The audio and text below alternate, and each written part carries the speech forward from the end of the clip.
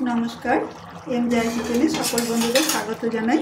আজকে আমার রেসিপি মোচার মশলা কারি। আসুন ভিডিওটা শুরু করি। মোচার কিছুই ফেলবো না, আমি সবটাই আমি নেব আর আমি খুব কুচি কুচি করে কেটে নেব।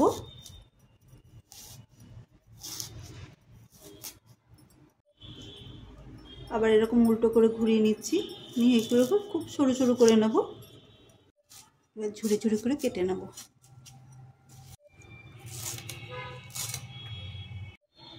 আমি এবার মোচাতে তেল মাখিয়ে নেব। তেল মাখিয়ে কিছুক্ষণ রেখে দেব। জলে সামান্য হলুদ দিয়ে দিচ্ছি, তার মধ্যে সয়াবিন বীজগুলো আমি সেদ্ধ করে নেব। নুন দেব না, নুন দিলে পরে তাড়াতাড়ি গলে যাবে, নুন ছাড়া সেদ্ধ করব। আমি এবার কিছু মশলা করে নেব। নারকেল, জিরে, কাঁচা লঙ্কা আর পেঁয়াজ বেটে নেব। আর এখানে লঙ্কা, আদা, রসুন, পেঁয়াজ আছে, এগুলো থেতো করে নেব। ডালটা এরকম শক্ত শক্তই রাখবো আর এরকম গোটা থাকবে। এটা আমি এখন নামিয়ে নেব। দিয়ে দিচ্ছি সর্ষের তেল। গরম তেলে থেতো করা মশলাগুলো দিয়ে দিচ্ছি। আদা, রসুন, লঙ্কা, পেঁয়াজ, এটা আমি ভালো করে ভেজে নেব।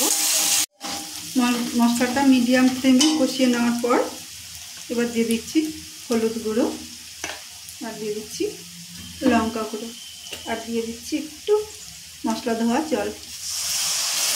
এটা দিয়ে আমি আর একটু ভালো করে কষিয়ে নেব।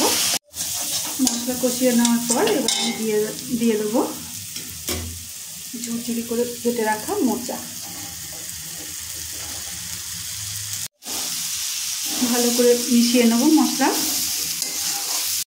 5 মিনিট পর চাপা খুলছি। মাঝে দুবার এসে নাড়িয়ে গেছি। আমি এবার দিয়ে দেবো লবণ। এটা আমি ভালো করে মিশিয়ে নেব। মিশিয়ে আবার চাপা দিয়ে আমি কুক হতে দেবো। 2 মিনিট পর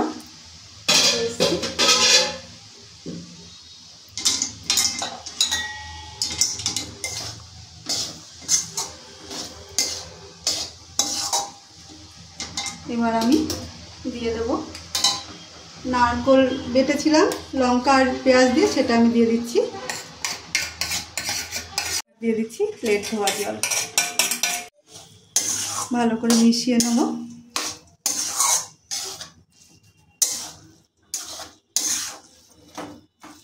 এবার আমি গ্যাসটা বাড়িয়ে দেব।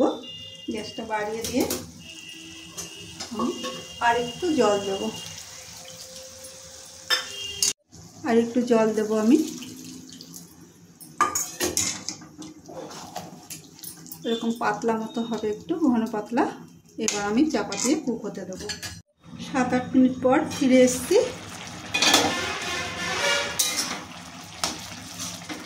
এবার এর মধ্যে আমি দিয়ে দেবো সেদ্ধ রাখা সয়াবিন বীজ। আর যেহেতু এতে নুন নেই তাই আমি আর একটু নুন দেবো।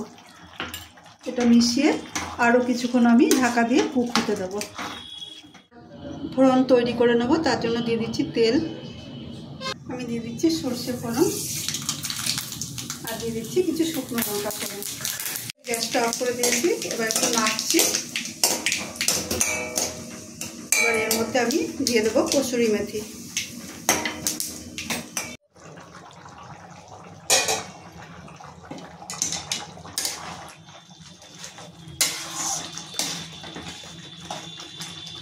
আমি এবার যে ফোড়নটা তৈরি করেছিলাম সেই ফোড়নটা এবার আমি এর মধ্যে দিয়ে দেবো।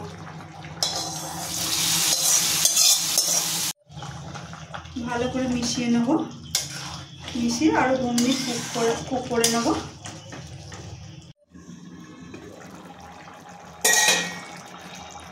বিন দিয়ে মোচার মশলা কারি তৈরি। বন্ধুরা, আপনারা এইভাবে একবার বিন বীজ দিয়ে খেয়ে দেখবেন, খুব ভালো লাগে। একবার করে দেখবেন। ভালো লাগলে লাইক কমেন্ট করবেন। রেসিপিটা ভালো লাগলে লাইক, শেয়ার, কমেন্ট আর সাবস্ক্রাইব করে পাশে থাকুন। সবাই ভালো থাকুন আর সুস্থ থাকুন।